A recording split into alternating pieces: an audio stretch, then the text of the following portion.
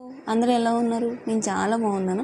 మిమ్మల్ని ఒక్క నిమిషం అంటే ఒక్క నిమిషం కూడా వెయిట్ చేయించను. ఏదైతే మీరు థంబ్‌నెయిల్‌లో చూసారో అదే టాపిక్కి డైరెక్ట్గా వెళ్ళిపోదాం. ఐవీఎఫ్ ట్రీట్మెంట్కి ఎంత ఖర్చు అవుతుంది? ఇప్పటి వరకు కూడా యూట్యూబ్లో ఏ డాక్టర్ చేసినా ఒక క్లారిటీ అనేది మనకి ఇవ్వలేదు. నేను మీకు ఇద్దాం అనుకుంటున్నాను. ఎందుకంటే నేను రీసెంట్గా ఐవీఎఫ్ ట్రీట్మెంట్ తీసుకున్నాను. ఐవీఎఫ్ ట్రీట్మెంట్ తీసుకునే వాళ్ళకి వచ్చే డౌట్లు ఎలా ఉంటాయి అనేది నేను ఎక్స్పీరియన్స్ అయ్యాను. కాబట్టి ఎవరైతే ఐవీఎఫ్ ట్రీట్మెంట్కి వెళ్ళాలనుకుంటున్నారో వాళ్ళకి నా వీడియో ఏమన్నా కొంచెం కాకపోతే కొంచెం అన్నా ఉపయోగపడుద్దేమో అన్న ఉద్దేశంతో చేయాలనుకుని ఈ వీడియో స్టార్ట్ చేశాను.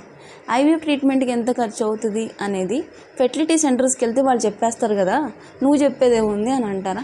ఫెర్టిలిటీ సెంటర్స్కి వెళ్తే ఏం చెప్తారు అనేది మీకు వెళ్తే కానీ తెలీదు. ఒకవేళ వెళ్ళినా సరే అది ఎలా ఉంటుంది అనేది నేను ఎక్స్పీరియన్స్ అయ్యాను, మీతో చెప్తాను. మనం ఫెర్టిలిటీ సెంటర్కి వెళ్ళంగానే మనకి ఫెర్టిలిటీ సెంటర్లో ఒక 2 డిపార్ట్మెంట్లు ఉంటాయి. ఒకటి కౌన్సిలింగ్ డిపార్ట్మెంట్, రెండోది ఫైనాన్షియల్ డిపార్ట్మెంట్.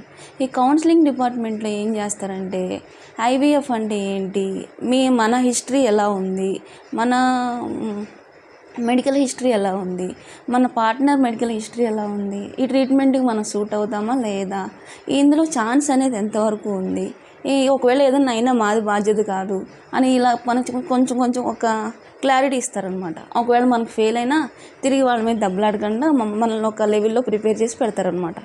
పెట్టిన తర్వాత నెక్స్ట్ ఫైనాన్షియల్ డిపార్ట్మెంట్ ఉంటుంది. ఆ ఫైనాన్షియల్ డిపార్ట్మెంట్లోకి పంపిస్తారు.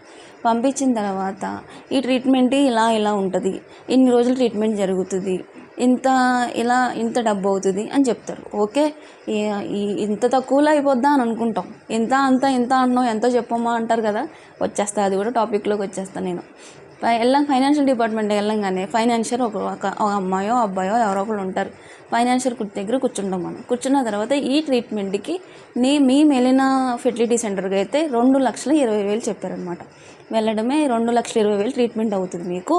ఈ 2,20,000లో మీకు కవర్ అయ్యేవి ఏంటంటే 11 days ఇంజెక్షన్స్ ఉంటాయి, ఒక 4 స్కాన్లు ఉంటాయి, ఒక 2-3 బ్లడ్ టెస్ట్లు ఉంటాయి, డాక్టర్ ఫీజు ఒకటి, ఒక పికప్, ఒక ట్రాన్స్ఫరు, 2 ఎగ్ ఫ్రీజింగ్స్.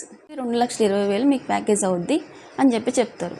2,20,000లో ఐవీఎఫ్ ట్రీట్మెంట్ అయిపోతుందా, ఓకే అని చెప్పేసి అనుకున్నా. నేనైతే ఖచ్చితంగా ఇలాగే అనుకున్నా. మహా అయితే పైన ఒక రౌండ్ ఫిగర్గా ఒక 3 లక్షలు అవుతాయి, ఇంకేముందిలే 3 లక్షలు పర్లేదు ఎఫెక్ట్ చేసేవచ్చులే అన్నట్టు అనుకున్నాను అనమాట. కానీ వన్స్ మనం ఓకే 2,20,000 వాళ్ళు చెప్పారు, మేము ఎంతకో అడిగాము, ఎంతో ఫిక్స్ చేశారు, అది ఎంత అనేది 1,75,000కి మేము బేరం ఆడాము అనమాట. దాన్ని నాకు బేరం ఆడాలని తెలీదు. మా హస్బెండ్ ఏంటంటే నువ్వు ఊరుకో, బేరాలు ఉంటాయి ఇక్కడ, బేరాలు ఆడదామని చెప్పేసి ఆయన బేరం ఆడారు. బేరం ఆడితే 1,75,000కి ఈ 11 days ఇంజెక్షన్స్, 11 days ఇంజెక్షన్స్ ఒకటిను ఇంకేం చేశారు, ఒక పికప్, ఒక ట్రాన్స్ఫరు, 2 ఎగ్ ఫ్రీజింగ్స్. అంటే ఎగ్ ఫ్రీజింగ్స్ అంటే 6 నెలలు సంవత్సరం కాదండి, ఓన్లీ మనకి ట్రాన్స్ఫర్ అయ్యేంత వరకు ఆ ఎగ్స్ అనేది ఫ్రీజింగ్ చేస్తూ ఉంటారనమాట.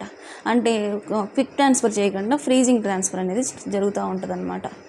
తర్వాత ఈ డాక్టర్ ఫీజు ఇవన్నీ కవర్ అయితే 1.75 lakhsలో ఫిక్స్ అయ్యింది. ఓకే, ప్రొసీజర్ అంతా బాగానే జరిగింది. 11 days ఇంజెక్షన్స్ అయిపోయింది, ఎగ్ పికప్ అయిపోయింది. అయిన తర్వాత మన పార్ట్నర్కి మనకి కానీ ఏమైనా ప్రాబ్లమ్స్ ఉంటే ఈ ప్యాకేజ్లో కవర్ అవ్వవు, ఎక్స్ట్రా అనేది ఉంటుంది అనమాట ఆ ప్రొసీజర్కి. ఇక్కడ మాకు వచ్చేసరికి నా పార్ట్నర్కి మైక్రో ఫ్లూయిడ్స్ అని చెప్పేసి ఒక ప్రొసీజర్ ఒకటి యాడ్ అయింది. దానికి 30,000 అనేది ఛార్జ్ చేశారు. ఇందాక 1.75 lakh ప్లస్ 30,000 మొత్తం 2,05,000. ఇక్కడికి అయిపోయిన తర్వాత మనకి ఈ ఎగ్ స్పర్మ్ మనకి మిక్స్ చేసిన తర్వాత ఎంబ్రియోస్ ఫామ్ అవుతాయి. ఈ ఎంబ్రియోస్ వాళ్ళ ప్యాకేజ్లో 2 కవర్ చేస్తారు. ఈ 2 కన్నా ఎక్కువ వచ్చినాయి అనుకోండి, మనం డబ్బులు పెట్టాల్సి వస్తుంది. డబ్బులు పెట్టాలని ఒక్కొక్క దానికి మనకి ఫ్రీజింగ్ వరకు, మనకి ట్రాన్స్ఫర్ వరకు 5,000.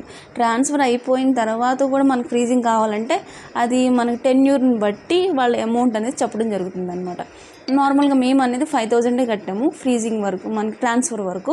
ఆ ఫ్రీజింగ్కి 2.5,000 ప్లస్ 5,000 2.10,000 అనమాట, 2.1 lakh. బాగానే ఉంది. ఎంబ్రియోస్ ఫామ్ అయినాయి, ట్రాన్స్ఫర్ డే వచ్చింది. ట్రాన్స్ఫర్ డే వచ్చిన తర్వాత మన బాడీ అనేది ఆ ట్రాన్స్ఫర్కి సరిగ్గా ఉందా లేదా అని చెక్ చేసుకుంటారు. ఆ చెక్ చేసుకున్నప్పుడు మాకు ఎంత అయిందంటే నా బాడీ అనేది వాళ్ళకి కొంచెం అంటే ఏంటంటే ఛాన్సెస్ ఎక్కడైనా మనకి ఎంత డబ్బు పెడితే అంత ఛాన్స్ ఎక్కువ అవుద్ది అన్న డెసిషన్లో ఉంటాం అనమాట. మనం ఒక 10,000 పెడితే ఒక 1% ఛాన్స్ పెరుగుద్ది సక్సెస్ రేట్కి, ఒక 20,000 పెడితే ఇంకొక 2% ఛాన్స్ పెరుగుతుంది సక్సెస్ రేట్కి. పెట్టకపోయినా ఉంటుంది, కానీ సక్సెస్ రేట్ అనేది ఛాన్స్ పెరుగుద్ది అనేది చెప్తూ ఉంటుంది, జరుగుద్ది అలాగా. ఆ టైంలో నాకు ఒక సిలైన్ పడింది. ఆ సిలైన్కి 10,000 ఛార్జ్ చేశారు. ట్రాన్స్ఫర్ అయిపోయిన తర్వాత మనం 15 days అనేది వెయిట్ చేయాల్సి వస్తుంది అనమాట. ఈ 15 డేస్కి మనము ఒక మెడిటేషన్ పాజిటివా నెగిటివా అని తెలియలోపు మనకు సమ్ మెడిటేషన్స్ ఇస్తారు, ట్యాబ్లెట్స్, ఇంజెక్షన్స్, హార్మోన్ ఇంజెక్షన్స్ ఇస్తూ ఉంటారు. ఈ ఇంజెక్షన్స్కి 30,000 అయ్యింది. ఈ 15 days తర్వాత ఈ మెడిటేషన్స్ అంతా వాడేసాము. 15 days తర్వాత వెళ్ళాము, పాజిటివ్ వచ్చింది. ఓకే, వన్స్ పాజిటివ్ వచ్చిన తర్వాత ఇది మాత్రం బాగా గుర్తుపెట్టుకోండి, ఏ ఫెర్టిలిటీ సెంటర్లో అయితే మీరు వెళ్ళి అక్కడ మీకు పాజిటివ్ అనేది చూసారో ఆ ఫెర్టిలిటీ సెంటర్ని మినిమం డాక్టర్ 3 months వరకు మిమ్మల్ని వదలరు. మీరు కూడా ఆ ఫెర్టిలిటీ సెంటర్ని 3 months వరకు వదలొద్దు. ఆ 3 monthsకి 15 daysకి ఒకసారి 30,000 కింద మనకి ఆల్రెడీ ఒక 15 daysకి అయిపోయింది కాబట్టి 2 months 15 daysకి 1,50,000 అనేది మెడిటేషన్కి ఒక్కదానికి అయ్యింది. ఇందాక వచ్చేసి 2.1 lakh, ఇక్కడ 1,50,000, 1,50,000, 2,10,000, 3,60,000. ఇక్కడికి మనకి 3 నెలలు అనేది జర్నీ అయ్యింది. ఈ 3 నెలలు నేను ఏం చేశానంటే, మా ఫ్యామిలీ డాక్టర్ ఒక ఆవిడ, అక్కడ నన్ను ప్రిఫర్ చేసింది ఆవిడ, ఫ్యామిలీ డాక్టర్ ఒక ఆవిడ ఉన్నారు. ఇక్కడ మా ఊరు నుంచి అక్కడికి వెళ్ళడం చాలా దూరం అవుతుంది, రోడ్స్ కూడా ఒకళ్ళు బాగోలేదు అని చెప్పేసి మా ఫ్యామిలీ డాక్టర్ ఉంటే ఆవిడ దగ్గర నేను షిఫ్ట్ అయిపోవడం జరిగింది. ఆవిడ దగ్గర షిఫ్ట్ అయిన తర్వాత ఒక మంత్కి వచ్చేసి 30,000 జరిగింది. అలాగా నేను 5 months వారాను, మళ్ళీ 1,50,000. తర్వాత మళ్ళీ సెక్షన్ పడింది, సెక్షన్కి ఒక 60,000. ఇలాగా మధ్యలో మనము ఫ్రూట్సే కానీ మన జర్నీయే కానీ అక్కడ మనం కొన్నిసార్లు అక్కడ స్టే చేయాల్సి వస్తుంది, ఇలాగే కానీ ఎంత లేదన్నా దీనికి ఒక 50,000 మనం వేసుకోవాల్సిందే. మొత్తం కలిపి నేను చెప్తే ప్యాకేజ్కి ఒక 1.75, ఫ్రీజింగ్ ఒక 5,000, మైక్రో ఫ్లూయిడ్స్ హస్బెండ్కి పడిన మైక్రో ఫ్లూయిడ్స్కి ఒక 30,000, తర్వాత మెడిటేషన్స్కి ఒక 40,000 ట్రాన్స్ఫర్ రోజున, తర్వాత 2 months 15 days మెడిటేషన్కి 1,50,000, మళ్ళీ 5 month మెడిటేషన్స్కి 1,50,000 మెడిటేషన్, ఆపరేషన్ సెక్షన్కి 60,000 మెడిటేషన్. పైన మనకి మన ఫ్రూట్సే కానీ మన డైటే కానీ ఏదైనా చాలా చాలా అంటే చాలా మన నార్మల్గా ఉన్నదానికన్నా చాలా ఎక్కువగా ప్రియారిటీ మన బాడీకి ఇవ్వాల్సి వస్తుంది అనమాట. దీనికోసం మనం చాలా ఇంటేక్ తీసుకోవాల్సి వస్తుంది.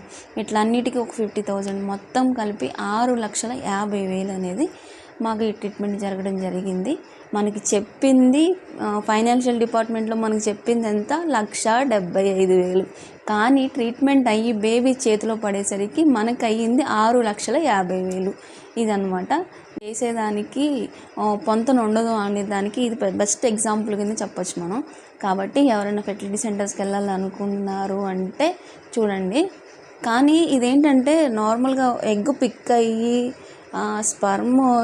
స్పర్మ్ని కలిపి ఎంబ్రియో ఫామ్ అయ్యి ఇంకా నాకేమీ ప్రాబ్లమ్స్ లేకుండా మళ్ళీ ఎక్స్ట్రా అంటే ఎగ్ క్వాలిటీ లేకపోయినా మళ్ళీ ప్రొసీజర్ రిపీట్ చేస్తూ ఉంటారు. ఒకవేళ పార్ట్నర్కి ఒకవేళ రెస్పాండ్ అవ్వకపోయినా తనకి ఇంకా ప్రొసీజర్స్ ఉంటాయి. ఒకవేళ మెడిటేషన్కి నాకు ఈ మెడిటేషన్ ఇచ్చారు, ఈ మెడిటేషన్ కన్నా కొన్ని బాడీస్ రెస్పాండ్ అవ్వవు, ఆ బాడీస్కి ఇంకా డోస్ పెంచుతూ ఉంటారు. కానీ మినిమం ఒక 60 to 70% మనం కపుల్స్ ఈ 6.5 lakhsతో బయటపడవచ్చు. కాబట్టి ఎక్కడో ఒక 40% 30% రెస్పాండ్ అవ్వకపోవడం, ఎగ్ క్వాలిటీ సరిగ్గా లేకపోవడం ఇవన్నీ ఉంటాయి. మ్యాక్స్ 7 lakhs అనేది చేతిలో పెట్టుకుంటే ఒక సక్సెస్ఫుల్ IVF ట్రీట్మెంట్ని మన జీవితంలో చూడొచ్చు. Thank you.